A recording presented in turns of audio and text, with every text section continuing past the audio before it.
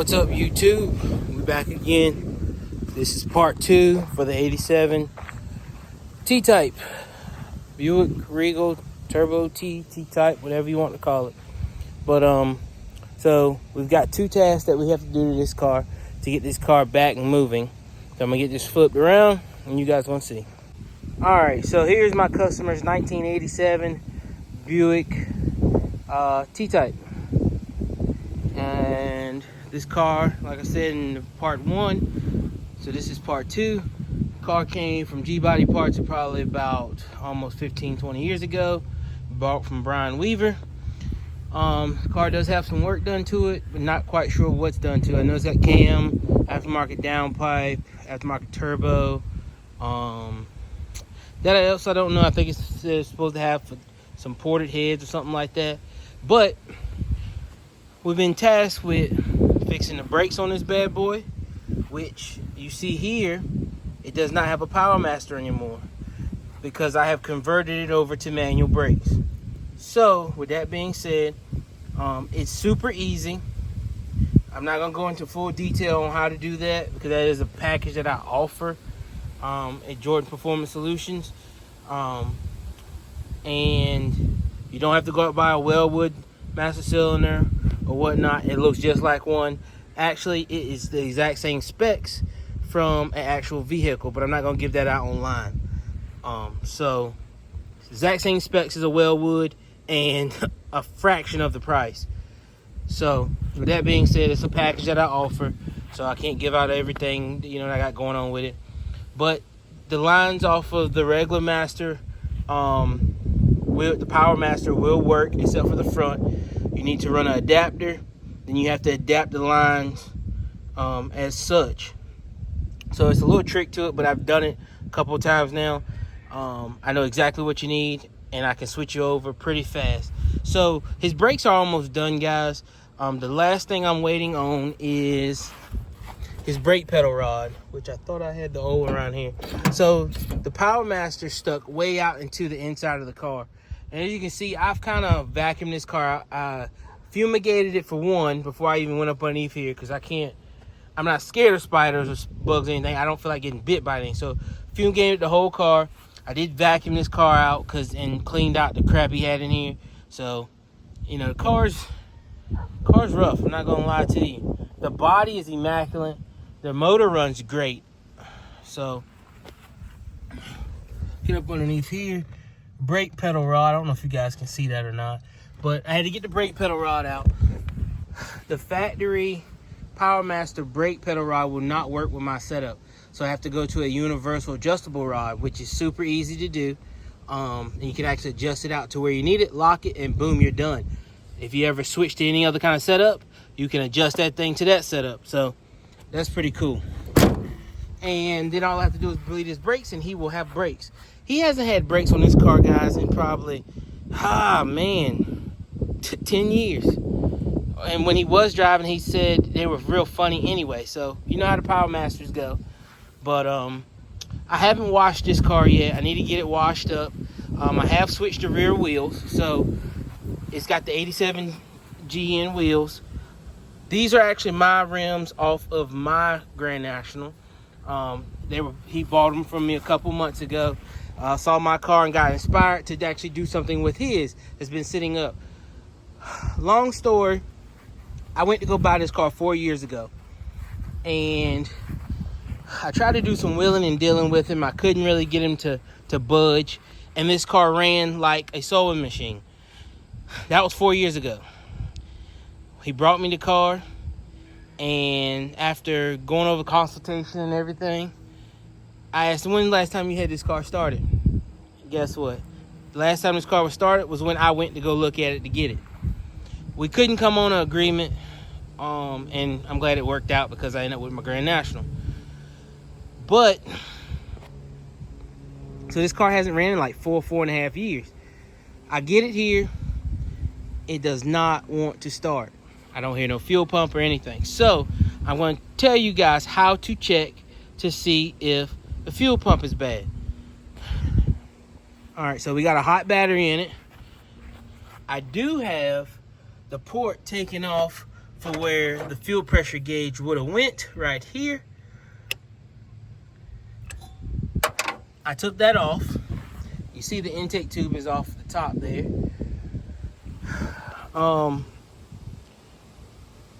And so now what we're gonna do is, I think the key is already on actually. Yes, keys are, I left the key on.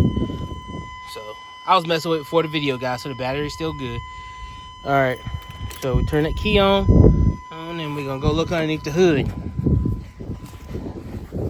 All my car guys should know there should be fuel pouring out of this thing.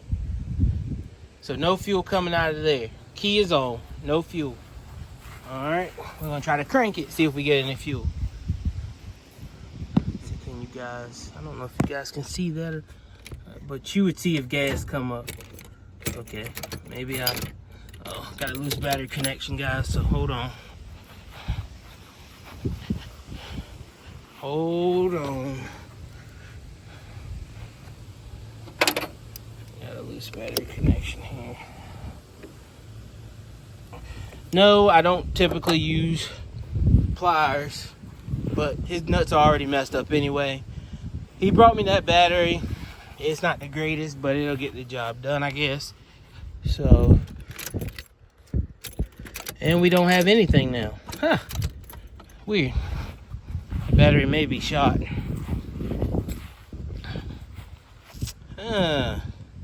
Well, you guys get to see everything now. Let's see here. Oh, what's going on here? Oh, just loose. I just heard it come back on. I don't know if you guys can hear that. So we've already checked the oil, and we've checked the coolant in this motor before we even try to start it. The main thing is the oil. Make sure it's got oil before you even try to start it. Keys on. Oh, she actually tried to start. But of course, as you can look underneath the hood, it should be gas pouring out. No gas. So we know the fuel pump's not working. Now, a couple of things that could be going on here, guys. We know we ain't got fuel coming up from it. So the pump is not pumping. No fuel at all. It should be all over the place. Shoot, it would help clean it up underneath here a little bit. But, so no fuel. So that's the first thing you need to do. See if you have fuel to the fuel rail. No fuel to the fuel rail. Second thing is to check the fuel pump fuse. Now, I will tell you on this car, it has a hot wire kit on it. And I found it earlier. But right here, it's a typical hot wire kit. So this is the fuse right here, and it runs to the green right here, runs down to the fuel pump in the back, and we'll go back there and I'll show you. This red goes directly to the alternator, so it gets full voltage. So that way you're not starving your motor. We're gonna plug this back up because I had it unplugged earlier. But I'm gonna show you how to check to see. So that's plugged up. And like I said, remember that green right there is going down underneath here and down the chassis. So back here on your fuel tank, so here's your fuel tank under any kind of rig or G-body. There is a plug. It's a 3-wire plug right here that comes off of your gas tank. You guys can see it. The red wire in the center is your power to your plug, to your pump. So what you want to do is take you a test light. You don't probe it here because that's going to the pump. You want to find the plug on the chassis, which is this one. You want to go to the center prong, as you can see right there. So the center prong.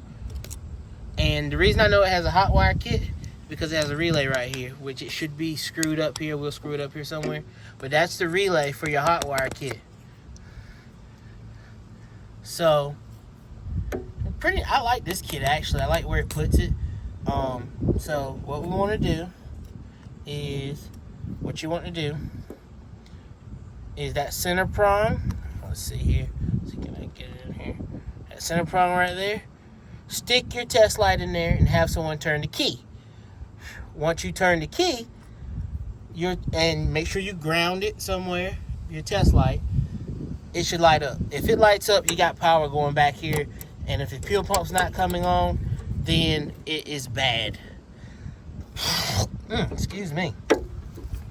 So, with that being said, the reason this car is outside and not in the shop, because I have to drop the tank. Customer wants this car done right, and I like to do right work. So, with that being said, we're going to drop this tank, and we're not putting any of that back old. He's getting 100% brand new tank, brand new fuel pump, a 255 fuel pump, or a 340. I can't remember which one I ordered. I think it's the 340. I'm sorry, 340 pump. And new sending unit tank. So you're getting sending unit, tank, and fuel pump. So, like I said, guys, you probe that wire, you should get, when you turn the key on, you should get voltage going back there to your pump. If you don't, you have an issue up this way. So you have to work your way back up this way and find out why you don't have power. I have power on this one. So I've checked this before camera, but I want to show you guys how to do it. I have power, so that means the pump is bad. And like I said, it's been started about 4 years ago, so that's probably about right. These tanks just don't last at all. I don't know what it is. They just do not last sitting up. It's probably one of the worst setups I've seen for as fuel tanks. So I'm really curious to what his tank looks like inside, but that'll be for another video, probably part 3. But that's your brake setup that we're going with in this car, which is manual brake. I like manual brakes. A lot of people don't. I like manual brakes. You don't have to worry about vacuum or boost being pushed back. Don't have to worry about running the check valve. It's clean and sleek underneath the hood. And this setup pedal feels really well. And checking the fuel pump to see if it has power back there. So that pretty much concludes part 2. But that's what we got going on with this 87 Buick Grand National. Not Grand National, T-Type. So as soon as we get parts in, they're already ordered. Part 3 will probably be on the new tank and what the old tank looked like inside. And part 4 will probably be how I bleed out these brakes. Being that whole system was jacked up for years, I'm probably gonna have to do a lot of gravity bleeding. So that means I need a lot of fluid.